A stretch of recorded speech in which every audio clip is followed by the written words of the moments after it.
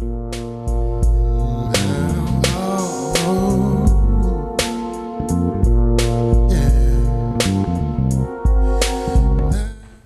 welcome to the Deep Connect Show, the place to help you feel deeply connected to yourself, your desires, and in your relationships. I'm your host, Raven, and today we are talking about how to talk. How can men talk to women? How can women talk to men in a way that helps us all feel deeply seen and heard and just all kinds of yummy inside? Today, we have a very special treat for you, a couple.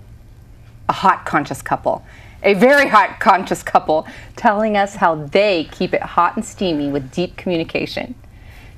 She's a red hot tamale train and has tempted a small country of men to dive deep into emotional commo. It's Wahila Wilkie, sex and relationship educator. Welcome, Wahila. Thank you, Raven. And finally, arriving on the show is the man that you'll wish to be trapped in a hot, sweaty room with, downward dogging. He's a man with well-hung words and enough literary lube to make your knees go weak, ladies. It's John Nadler, yoga teacher and hot conscious man. Welcome. Thank you, Raven. And welcome both of you. Thank you for giving us a sneak peek into your relationship today. And tell me, I'll start with you, Wahila, what works for you being in a quote-unquote conscious relationship with this delicious man? It's really all about communication. The thing that really has made my relationship with John work so well is that he is actually available for communication all the time. Mm-hmm. And wow. I think many women will be able to relate to this when you have that experience that something's not really working for you and you want a change. And then sometimes I will in the past really would feel afraid to take that to John, and so anxiety would build up. But my experience with John is that when I finally worked up my courage and took whatever issue that was to him, he is able to receive that communication without defensiveness. And so I feel really heard, and he always says something like, oh, well, we can work with that. And that's an amazing thing. Did it take you a while to just really sink into your comfort zone with that? Because you said, like you were saying a couple times, where you maybe wouldn't have brought it up, but you went ahead and did. Did it take a while for it to sink in? Yeah, I've had relationships where when I bring up something that's not working, I get defensiveness or anger or something as a response. And that's not my experience with John. John is always able to hear me out, and instead of moving into defensiveness, move into, oh, well, that's something we can work with. Even if it's maybe not the most rational way to say it, like have you ever been emotional, Wahila? Maybe oh no, I've never been emotional. And maybe called in maybe a not so conscious communication way, and still he responds that way? Yes, and I think on my side, one of the things that I do that really works is I've learned to take responsibility for my feelings. So I don't come to him and say, you blah, blah, blah, blah, blah. I say, I'm feeling, this is my experience. I'm noticing I'm afraid of this, or I'm noticing that I'm falling into an old pattern, or I'm noticing that so I keep the communication in I statements. Yeah, that's really important. So that I'm not pointing fingers and blaming. I'm talking about me, what's working or what's not working for me. Yeah. And then that gives John space to be, well, let's let John say. Yeah. How is that for you, John? John, what's working for you? I mean, to be such an amazing man. Yeah, how did this happen? There are several things that come up for me, and one of the biggest things is for each of us to own our own part. So I've also been in relationships where if my partner has come, even in emotion or not emotion, with some issues, but puts it all on me or on somebody else when there is obviously shared responsibility, that gets me really frustrated and takes me out of being consciousness and present. And when each of us can own our own part and have that responsibility, then that for me diffuses a lot of emotions and all kinds of things and makes it much easier. So that's one of the big things for me. So has Wahila ever said anything that triggers you? Oh, sure.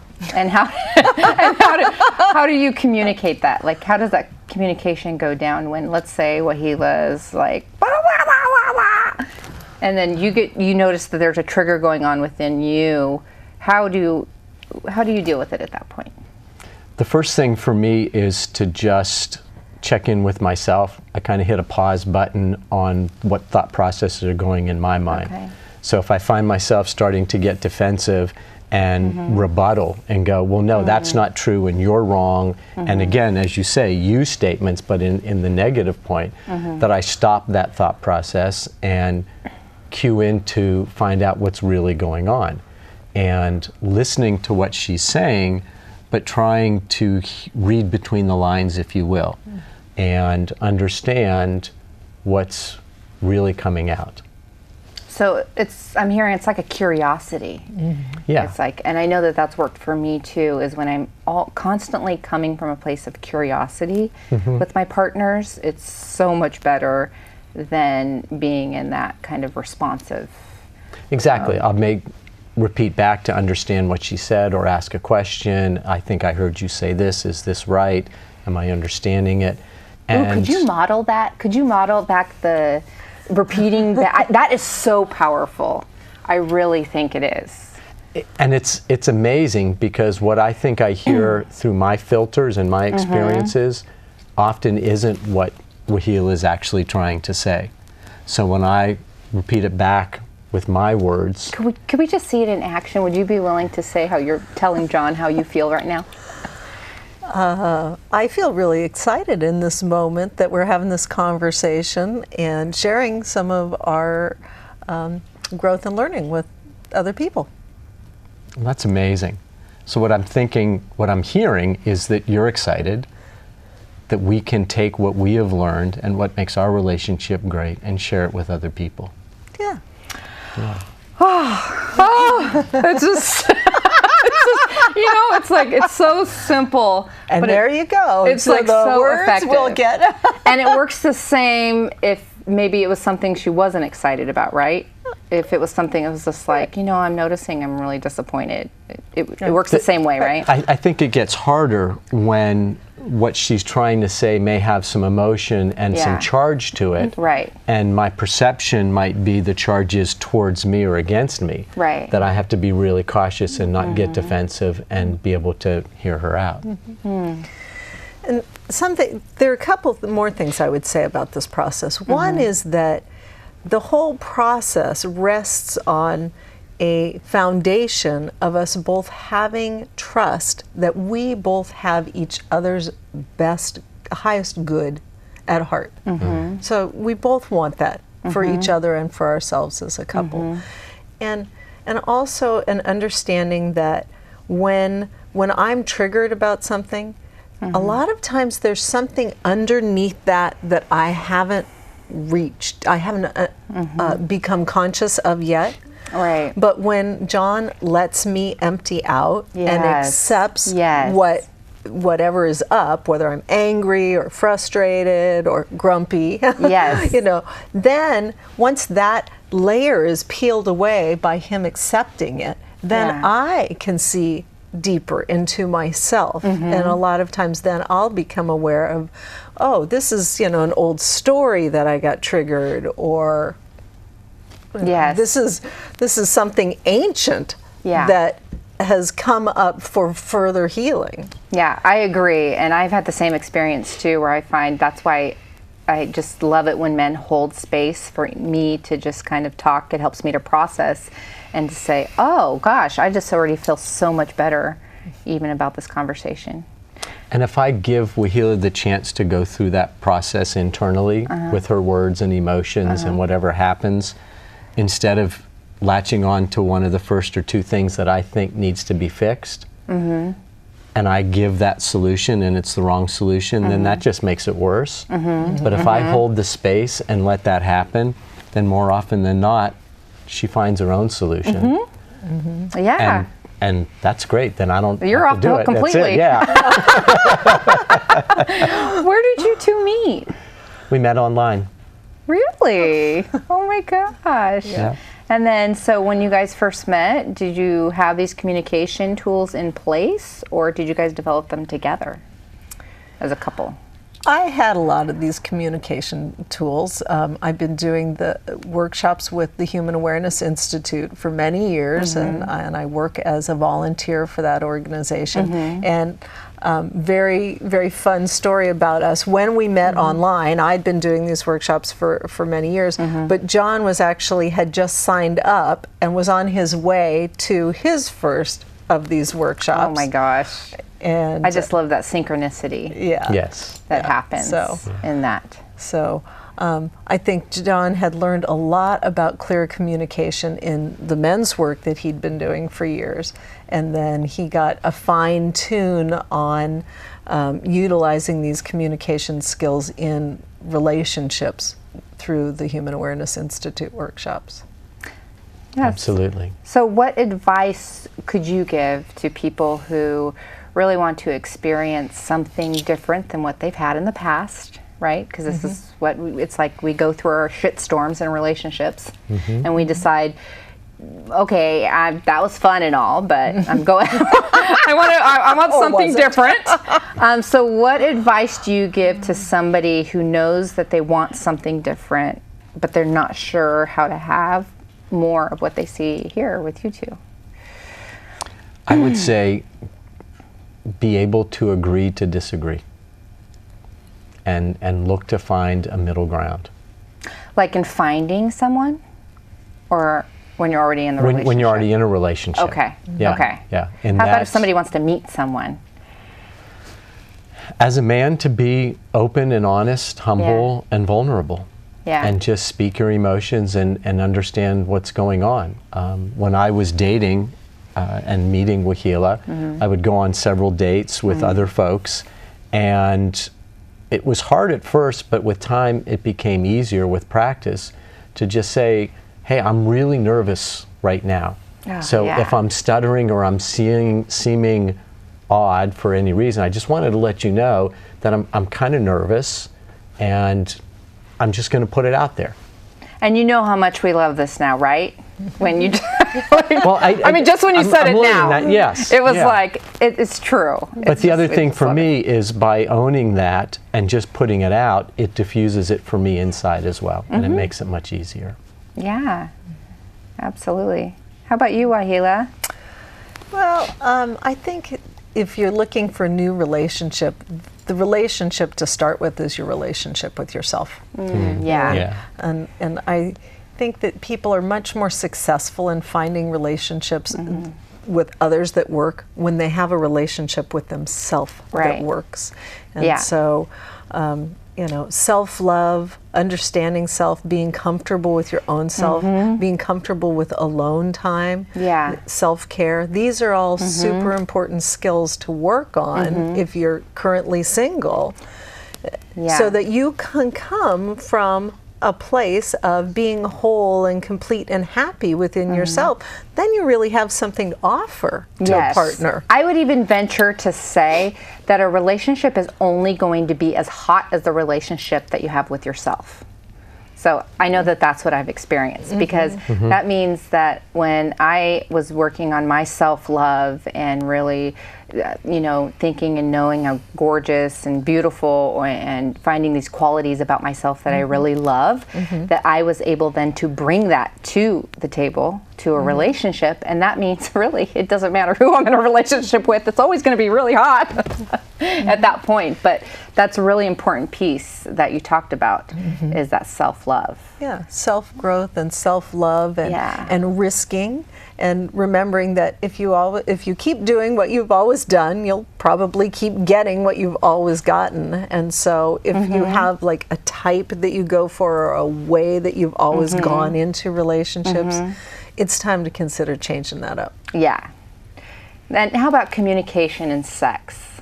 Like, what advice can you offer to couples who want to get more of their needs met with sex and yumminess, and what kind of communication advice can you give around that?